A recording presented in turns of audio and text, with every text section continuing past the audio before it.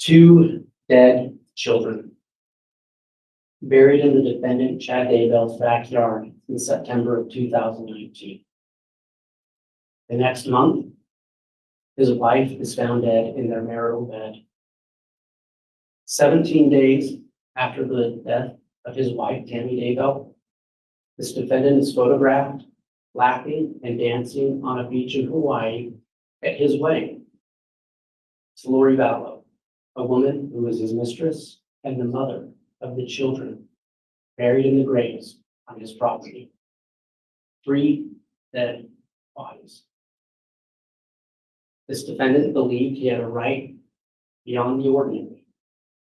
When he had a chance at what he considered his rightful destiny, he made sure that no person or no law would stand in his way. His desire for sex, money, and power led him to pursue those ambitions. And this pursuit led to the deaths of his wife and Lori's 2 innocent children. Chad Daybell is an author who wrote books about the apocalypse. During this trial, you will hear a story more troubling. And the story is real. Chapter 1. The defendant was a seemingly ordinary man. You'll see that he craved significance. He worked in journalism, and he worked as a sexton in a graveyard. He married his wife Tammy in 1990 after meeting at Brigham Young University, and they settled in Utah. As a full-time homemaker and mother, Tammy's love for her family was boundless. Together, Tammy and the defendant started a small publishing company, which Tammy supported in many ways. They had 5 children together. They moved to Idaho, where Tammy became a beloved school librarian. She was devoted to service, her community, and her faith. But for this defendant, that ordinary existence was not enough. Chapter 2. Lori Vallow was a homemaker from Arizona. She was married to her 4th husband, Charles Vallow, and she was the mother to Tylee Ryan and JJ Vallow. Tylee was a normal, vibrant teenage girl. She loved her friends. You'll hear that she loved her Jeep. She loved Chipotle. She loved her little brother, JJ. JJ was a 7-year-old boy on the autism spectrum. He required extensive special care and needs. He loved his sister. You'll hear about a pivotal date that set in motion the deaths of Tammy, Tylee, and JJ. October 26, 2018. That was the day when Chad Daybell and Lori Vallow met at a religious conference in St. George, Utah, where they were introduced by a mutual acquaintance. At this time, both still married to other spouses. That introduction set in motion the reality you're going to hear about. We know what happened next through the defendant's own words. You'll hear. Though both married, Chad and Lori began to have an affair. You will hear excerpts from the defendant's extended text messages to Lori that reveal his mindset and his motivations.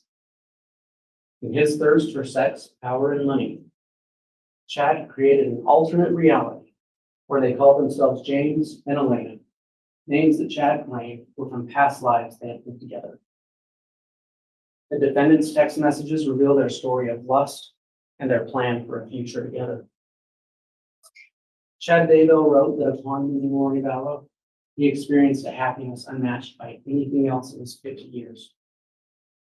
He was captivated by her appearance, so much so, he said she was out of his league. You will hear evidence in his own words, how he was taken by her beauty and spoke about their sexual encounters on many occasions. More than anything else, Chad's obsession with Lori was rooted in her adoration for him. She was the mirror reflecting the grandeur he saw in himself.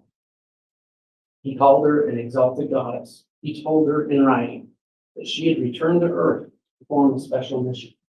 And part of that mission included being with him. They soon came together and turned their dreams into a plan for the future, one free from what they called obstacles. and those obstacles were Tylee, JJ, and Tammy. Chapter 3. You'll hear that in the world that Chad and Lori planned for themselves, they identified those who stood in the way of their dream as dark. Their spouses, Lori's own children, and any who oppose them were labeled sometimes as dark spirits or even zombies. This was more than an alleged belief of right-wing labor. The evidence will show that it was a convenient narrative that dehumanized people who stood in their way and who were labeled as obstacles. This narrative gave them the pretext to remove people from this world for their own good. Chad and Lori preached that only through spiritual intervention, what they sometimes called casting, sometimes through burning, or even through death, that these dark spirits be cleansed. Enter Alex Cox, Lori's devoted brother. Chad and Lori manipulated Alex with promises of spiritual rewards. They wielded their influence over Alex, drawing him into their plotting and planning of their own future. After the deaths of Tylee, JJ, and Tammy, Chad Daybell gave Alex a blessing. This blessing was reported by Lori, who was present. And in that blessing, he said to Alex, "You have earned the privilege to be a member of their exclusive religious group." And he also said to him, "You have already assisted us in ways that can never be repaid." But you will also see other text messages. Chad and Lori discussed more earthly concerns, that Alex could be the one to implicate them. Alex knew this as well. Shortly before he died, on December 12th, 2019, he told his wife, Zulana Pastenis, who you will hear from, he was afraid he was going to be Chad and Lori's fall guy. Chapter 4. Once their calculated plan was devised, it only took months to execute and remove perceived obstacles in Chad Daybell's path to a new life. Charles Vallow, Lori's husband, who was labeled as dark by the defendant, was shot and killed by Alex Cox in Arizona. Lori stood to gain $1 million, money that could fund Chad and Lori's future. Yet following Charles's death, Lori Vallow awaited a $1 million life insurance payout that never came, only to learn that the beneficiary was no longer her. Upon learning she would not receive that insurance money, Lori would text Chad, "I'll still get the $4,000 a month from SS, meaning Social Security." Chad replied to her in a text that read, "It will be interesting to see if it got changed after he had 2 bullets in his chest." Tylee Ryan, also branded dark and a zombie, was last seen on September 8th, 2019. Subsequent investigations revealed the horrifying truth. Her remains, charred and dismembered, were found in a grave on Chad Daybell's property. Without Charles's $1 million in insurance money to support them, Lori Vallow continued to illegally receive Tylee's Social Security benefits, provided after the death of Tylee's biological father, who had been Lori's 3rd husband. According to this defendant, JJ Vallow, Lori's son, was also possessed. After he was labeled as a dark entity, his fate was no less tragic than his sister's. His young life was also planned. Later, his bound body was discovered buried in Chad's backyard, his death by suffocation.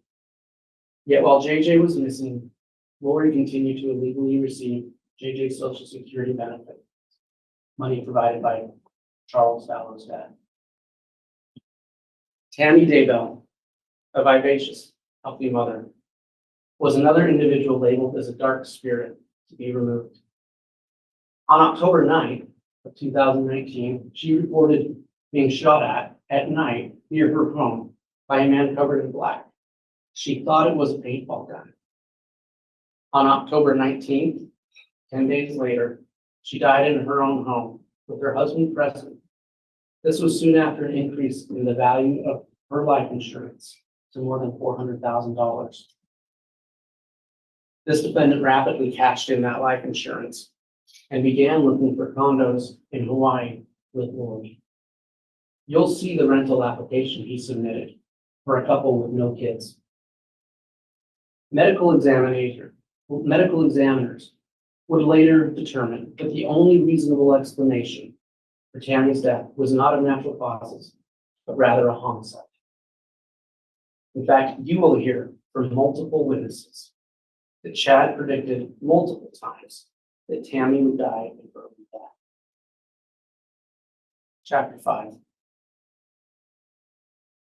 17 days after his wife's death, Chad Daybell and Lori Vallow got married and celebrated on a beach in Hawaii, Hawaii, symbolizing what he called their eternal union.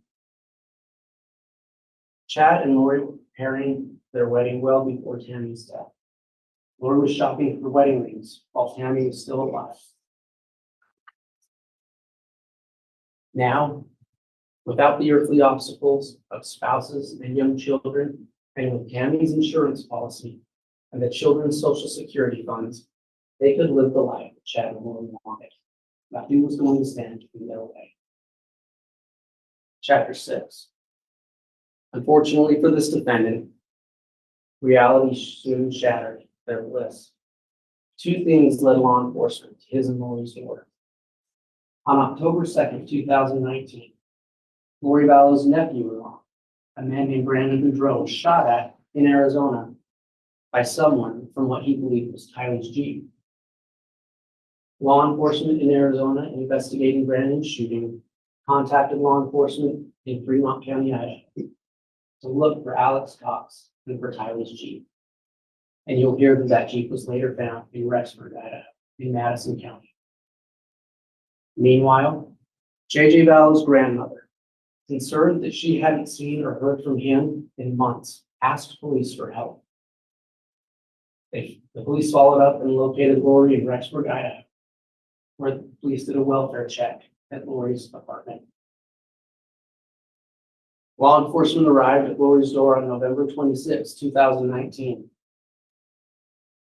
When asked about Lori, Chad first told law enforcement he didn't know her very well, despite the fact that they were married and had been in a relationship for over a year.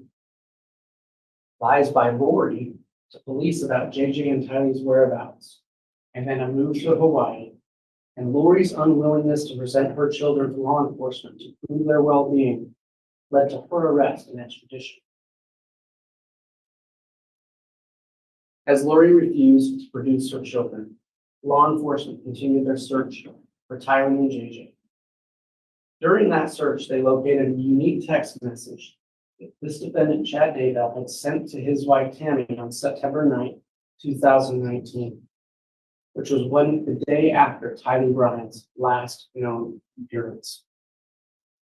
You'll hear from the FBI agent who found that message, but this message seemed longer than his usual text to Tammy, and it had a more conversational tone. In that text, Chad claimed he'd had an interesting morning, that he'd shot a raccoon, that he'd buried it in what they called the pet cemetery, and that he'd had a fire on the property where he burned some wood debris. When law enforcement finally went to the defendant's property the following June, they didn't find a raccoon. They found Tylee's burnt remains that were buried in the pet cemetery. And they found JJ nearby, buried under a tree near a pond. Ladies and gentlemen, you've been told this would be a lengthy trial. You will hear from many witnesses. You will hear a lot of evidence. You're going to hear a lot of dates. The following is just a timeline of major events to help understand when these things took place. October 26, 2018, Chad and Lori meet in St. George, Utah. July 11, 2019, Charles Vallow, Lori's husband, was shot and killed by Alex Cox. Between August 31st and September 1st, Lori, Alex Cox, and Tylee and JJ moved to Rexburg, Idaho, just a few miles south of the defendant's home. Tylee's last known sighting was September 8, 2019. The text I just spoke of about the raccoon was sent by the defendant to his wife September 9th, 2019. JJ's last known sighting you'll hear about September 22nd. The attempted homicide of Brandon Boudreaux in Arizona was October 2nd. The shooting I mentioned of Tammy, the shooting at her, the unsuccessful shooting, October 9th, 2019. Tammy's death, October 19th, 2019. 17 days later, Chad and Molly married in Hawaii. Law enforcement did a welfare check looking for JJ November 26, 2019 in Rexburg, Idaho. November 26th and 27th, Chad and Lori leave town. June 9th, 2020, Tylee and JJ's remains are found on Chad's property. As I said, you're going to hear a lot of evidence from a lot of witnesses. And there's going to be kind of different groups of evidence you're going to hear from. You'll hear from law enforcement, some of whom will give you a broad overview of the investigation and what they did, how the search for Tylee and JJ turned to a case of murder. You'll hear how it began by people who knew Lori and Chad, the James and Elena. You'll hear about the James and Elena story and about their relationship with each other and how they pursued their dream, their plan for a life together. You'll hear in the defendant's own words, people referred to as obstacles, how they need to be gotten rid of. You're going to hear financial evidence. You'll hear from an FBI forensic accountant and a detective, a Social Security administrator, investigator, who will talk about the finances involved in this case. You'll hear more from law enforcement, from multiple law enforcement agencies, the Rexburg Police, the Fremont County Sheriff's Department, the FBI, Social Security Administration, about the investigation into these crimes. You will see forensic evidence. You'll see DNA testing to identify the body of Tylee. You'll see DNA testing that showed DNA from Tylee was found on at least 2 tools in the defendant's shed. You'll hear digital evidence dealing with geolocation data tied to certain phones that were used in this case. You'll hear from Hawaii law enforcement about searches they performed in Hawaii on the defendant and his wife. And finally, you will hear many of this defendant's own words. You will hear voice recordings of this defendant. You'll hear, recorded phone calls between him and his wife, Chad Daybell. You'll read multiple texts that he and Lori sent back. Another text he sent.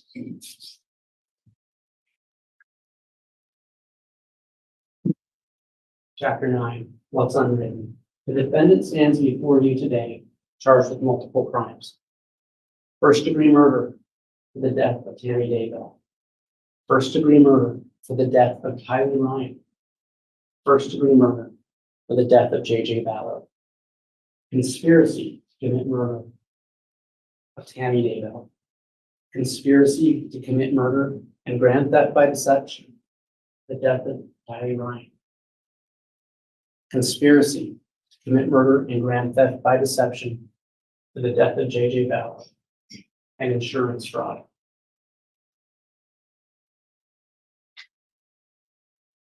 Two dead children buried in this defendant's backyard. The next month, his wife dead in their bed. 17 days later, this defendant marries Lori Vallow. Members of the jury, days or probably weeks from now, when the evidence in this trial is fully unfolded, we will have the opportunity to speak with you again And at that time, we will ask you to end this horrible narrative. Your verdict will be the link that writes the final chapter of this tragic saga. A chapter that delivers justice for Tammy, justice for JJ, and justice for Tyler. Thank you.